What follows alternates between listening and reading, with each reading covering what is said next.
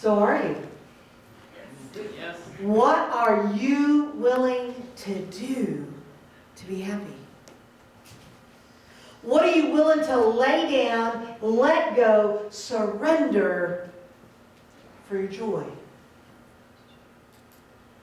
What are you willing to obey in order that you might have more freedom?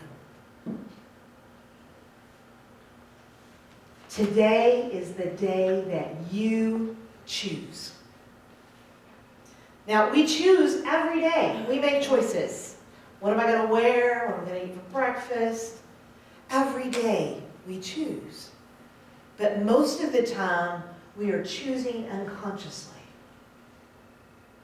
Today, you're awake. From this point forward, the choices you make are made with your eyes open. I wonder what you will choose. Unity's co-founder, Charles Fillmore, really taught that what it says in the first part of the Bible in Genesis, in the creation story, was the truth. For him, that was the truth. And God created them. In his likeness and his image, he created them, man and woman. And what that meant for Charles Fillmore was that if we are created in the likeness and the image of God, then all of those qualities, all of those attributes that we would want in a power of creation resides in us. And he called those the 12 powers. There were 12 in particular that he thought were significant to the way we design and create our life. And he called those the 12 powers. Many Unity teachers today, including Reverend Linda Whitsitt, talk about those as our 12 capabilities, our 12 abilities. And in every moment, we are exercising them. Either from our personality, asleep, unconscious, or from our true nature, the Godness within us, what we call in Unity our Christ nature, from this higher elevated sense of consciousness. And so in August, we celebrate the power of will.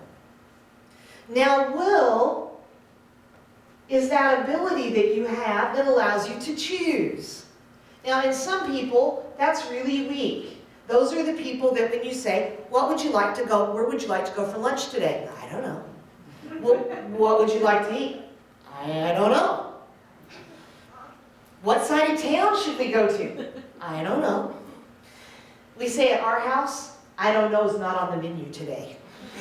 I don't know where that is. Right? Now, oftentimes, however, when the will is active in us, it looks like this.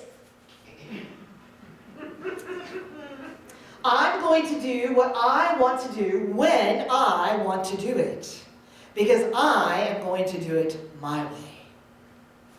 You know, we even wrote a song about that the crooners sing, I did it my way. Like that's a badge of courage. That has not been my experience when it comes to willfulness. That's called willfulness when we do it our way.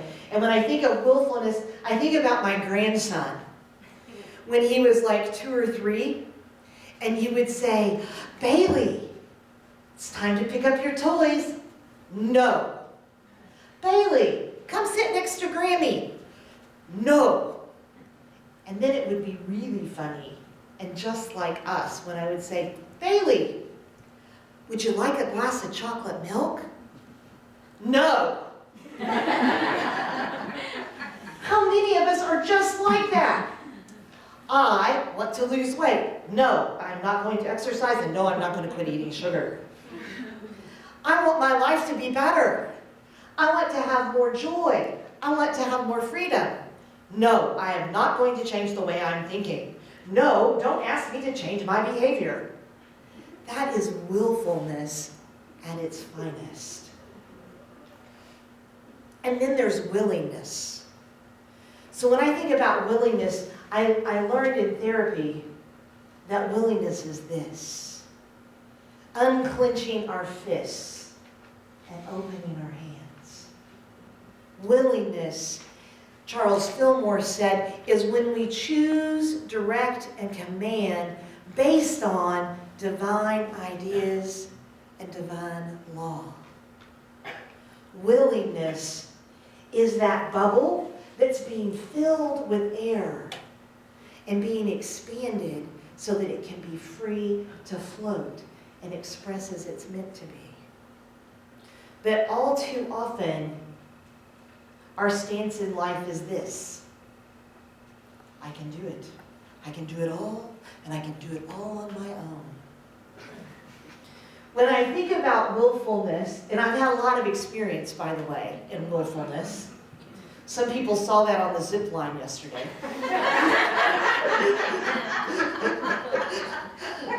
A lot of experience with this. One of my favorite characters growing up was from a show called Lost in Space. Now, I won't ask anyone else to reveal their age by nodding if you knew Lost in Space. So Lost in Space was about the family Robinson and them getting lost in outer space. And one of the main characters was, of course, a young man named Will. Right? And so the episode always started with Will's parents saying things like, "Don't leave the spaceship. Don't turn the corner. Don't touch that rock." And then certainly, almost immediately, as soon as they were off doing whatever they were doing, Will would have this strong, compelling reason to do exactly what they told him not to do. And Will was my second favorite character was the robot. So Will had a robot that was actually a dishwasher box wrapped up in aluminum foil that had a red flashing light on top of it. And so Will would get ready to do that, which he wasn't supposed to do, and the robot would go, "Danger, Will Robinson! Danger! Danger!" And the little red light would spin, and Will would say, "No!" and just go on about doing what he was supposed to be doing. How often are we like that? You know, we have within us this internal guidance system. I call it our God positioning system. Something I borrowed from Esther Hicks because it resonated with me. It's that truest part of ourselves, inside of us, in our gut, that says, "Danger, Willful Glenda, danger!" And oftentimes what happens when we ignore that inner voice, when we ignore that higher, truer part of ourselves, is like Will Robinson, we find ourselves in a lot of hot water. You know, and it creates a lot of pain. If it doesn't create pain for you, at the very least, it's going to create some contrast. You're going to figure out what you don't want pretty quick, right? But there is an easier, softer way. And that way is called willingness. Remember, I started out telling you that Charles Fillmore said that when we use will from our divine nature, we are commanded and directed by divine ideas and divine law. So most of us have had experiences with law, hopefully pleasant ones. Some of us maybe not so much. There is a state in which I used to live where most of the state troopers knew my name. We won't say any more about that. So, you know, law, in the human sense, law is about conduct of behavior. It's about how to behave so that you get along a little more easily in the world. You know, don't speed. I don't understand that one. Don't take things that don't belong to you, unless they're your wife's. And, you know, do not enter when it says don't enter, right? They keep us safe. They are conducts of behavior. There are also laws that are natural laws, kind of scientific laws. And those laws have two characteristics. One of those is that they work everywhere all the time. And they apply to everyone. So an excellent example of that is the law of gravity. So the 8 of us that went ziplining in Anderson, Indiana yesterday found out that what goes up must come down. And you can either do it the easy way or you can do it the hard way. But it's going to come down, right? So it doesn't matter whether you believe in the law of gravity. In fact, you can walk around all day long and say there's no such thing as the law of gravity. There is no such thing as the law of gravity. Jump off an 80-foot platform and then tell me that the law of gravity doesn't exist, right? It works no matter what. And it works whether you're in Anderson, Indiana or Fort Wayne. All the time, everywhere. There is also another law that works the same way. And it's called the spiritual law. Now, Charles Fillmore, in the Revealing Word, describes spiritual law this way. He says it is the orderly working out of divine ideas into expression and manifestation throughout creation. The orderly working out into expression and manifestation. Now, what that means is whether you believe it or not, you are always manifesting. You are always creating. Think about Will Robinson. It didn't matter whether he believed in spiritual law or not. When he chose to disobey and do his will, he got what he probably didn't want. He created because he pushed up against the law. How many of us have had experiences where everything in our system said, don't do that. And we did it anyway. How many of us have pushed against that voice inside of us saying, you must do this. You must speak your truth. You must. And we said, no, I don't want to. And yet, what was made manifest in our life was that which we were pushing against. That resistance that we have starts showing up in our life in other ways, with other people, with other things. So the easier, softer way then is to obey the law. Now I know that word kind of gets stuck in my throat too. But I want you to think about obedience in a different way. I want you to think about obedience in the sense of willingness. A willingness to let something greater, higher, more powerful move through you, guide you, direct you. And you can call that God's will. You can call that my higher self. You can call that your heart's desire. It doesn't matter. Because the law says, the spiritual law says, that when we follow our internal guidance system, the name doesn't matter. When we follow our internal guidance system, we manifest everything in our lives that we desire. We manifest joy.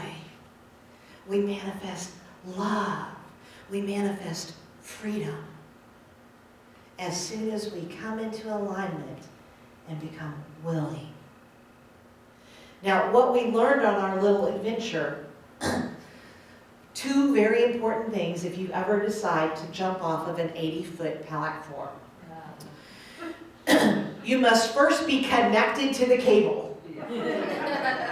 Or the law of gravity is going to supersede spiritual law. You got to be connected to the cable. The second thing is you have to be willing to step off of the platform and let go.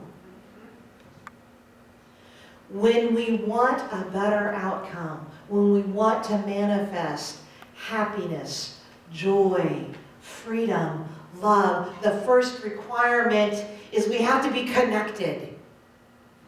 We have to acknowledge that we are in every moment, in all ways, connected to all that is.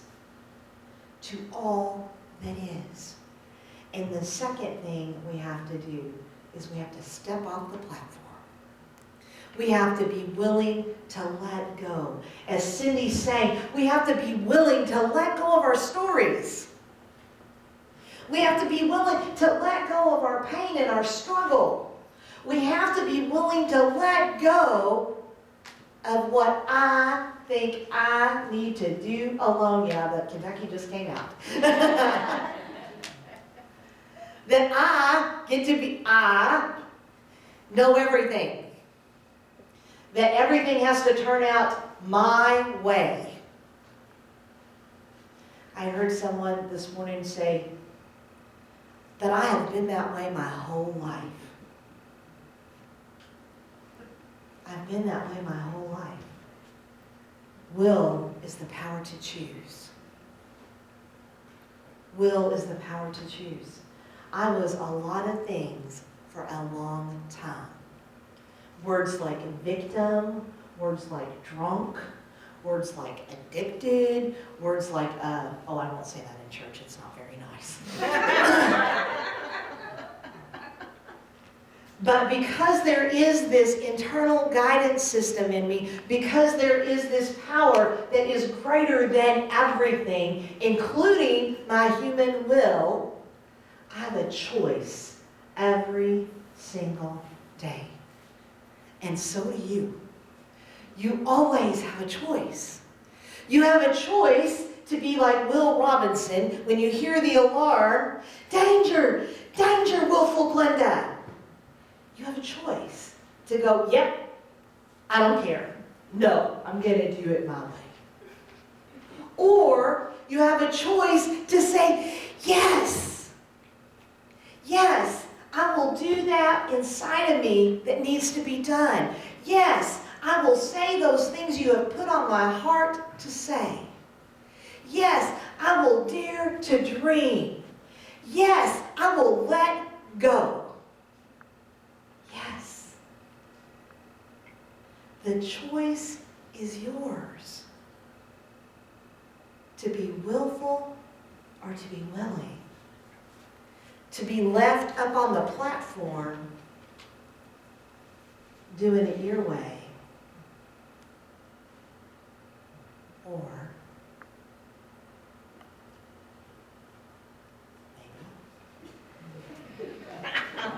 there you go. Or to expand, to be free, just like a bubble. Today, what will you choose?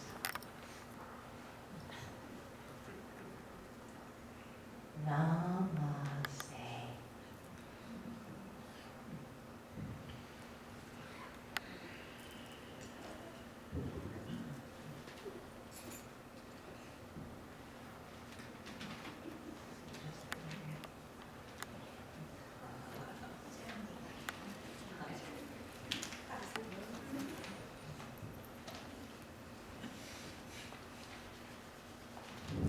All right, let's take everything off our laps.